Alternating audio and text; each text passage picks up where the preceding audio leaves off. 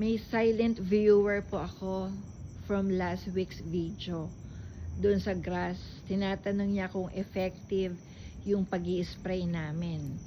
Ito po, nag-spray kami, update lang po, nag-spray kami ng Monday. Nag-spray si Habi ng Monday. And then ngayon po is Sunday.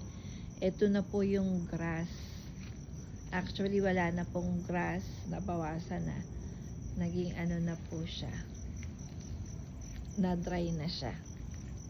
Ito, pati po. May nagtanong ho kasi sa akin kung effective daw ba yung ginawang pag-i-spray ni Happy ng damo. Ayan po. Yung other side po. Gabi na ho kasi. Mainit kasi. Kaya ngayon lang ako nakapag-video.